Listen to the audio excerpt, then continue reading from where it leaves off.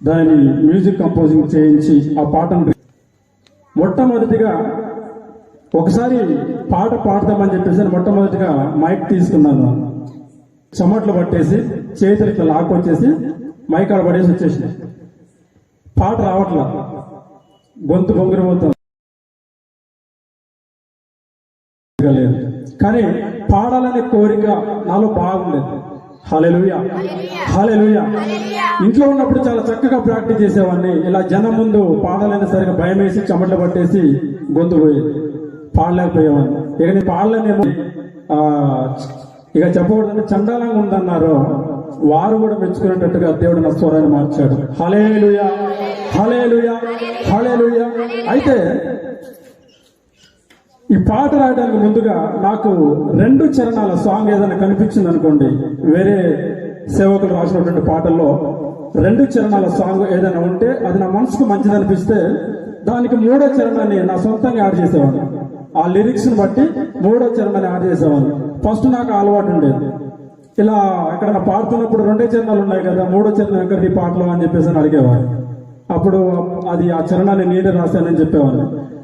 ఆ రీతిగా ఉన్నప్పుడు దేవుడు నాకు ఒకరోజు ఒక తలంపుని దేవుడు మనలో పెట్టాడు. నేను అలా బైక్ మీద వెళ్తూ ఉంటే ఒక తలంపుని పెట్టాడు.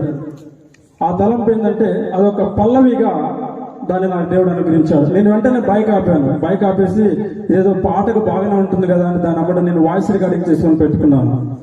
పెట్టుకున్న కొన్ని రోజుల తర్వాత ఆ పాట నేను రాశాను. యాక్చువల్ అయితే అది నేను రాసిన మొట్టమొదటి సాంగ్.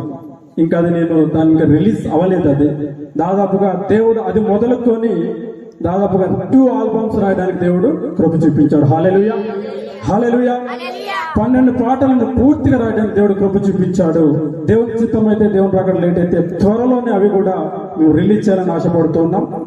అయితే ఈ క్రిస్మస్ సమయం సందర్భంగా అనేకులు ఆ క్రిస్మస్ వచ్చిందంటే చాలు వెంటనే సాంగ్ పాడాలి, క్రిస్మస్ సాంగ్ పాడాలని ఎత్తుకునే ఉన్నాం. కొత్త సాంగ్స్ ఏముంటాయి, పాడనే కాకుండా కొత్త సాంగ్స్ పాడాలనే ఆశతోటి యూట్యూబ్లలో ఇంకెక్కడ సాంగ్స్ బుక్స్లో ఉంటాయేమో అని దాన్ని వెతికి మరి ఆ కొత్త పాటలు ఏమంటే తీసుకునేవాళ్ళం. ఇలా చూస్తూ ఉన్నప్పుడు నాకు ఒక తలంపు వచ్చింది. ఏమన్నాయి అంటే, మనమే ఒక సాంగ్ రాస్తే ఎలా ఉంటుంది అని చెప్పేసాను. నేను ప్రార్థించాను, ప్రభువా నీ చిత్తం అయితే ఒక క్రిస్మస్ సాంగ్ రాయడానికి ప్రభువా నీ కృపని ప్రభువా నేను ప్రార్థన చేసుకున్నాను. ప్రార్థన చేస్తున్నప్పుడు దేవుడు నాకు ఒక అద్భుతమైనటువంటి ఒక సాంగ్ రాయడానికి దేవుడు నాకు ఎంతో కృప చూపించాడు. హల్లెలూయా, హల్లెలూయా, హల్లెలూయా.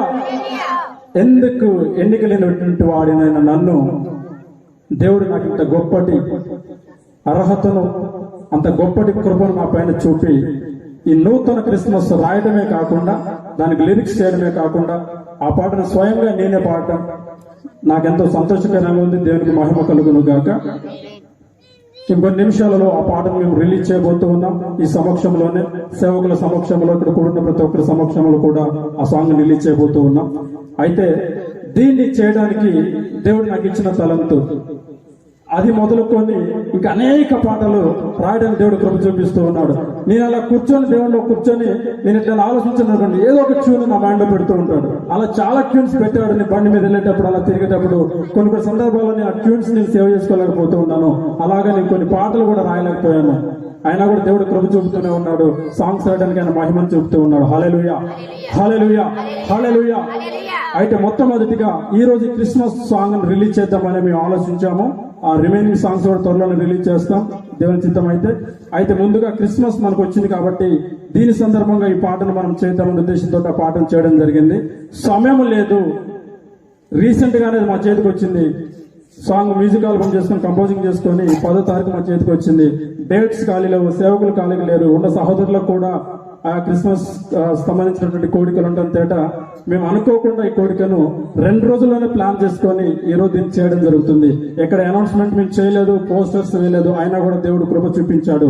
హల్లెలూయా, దేవునికి మహిమ కలుగును గాక. మరి ఈ పాటను మన సేవకుల సమక్షంలో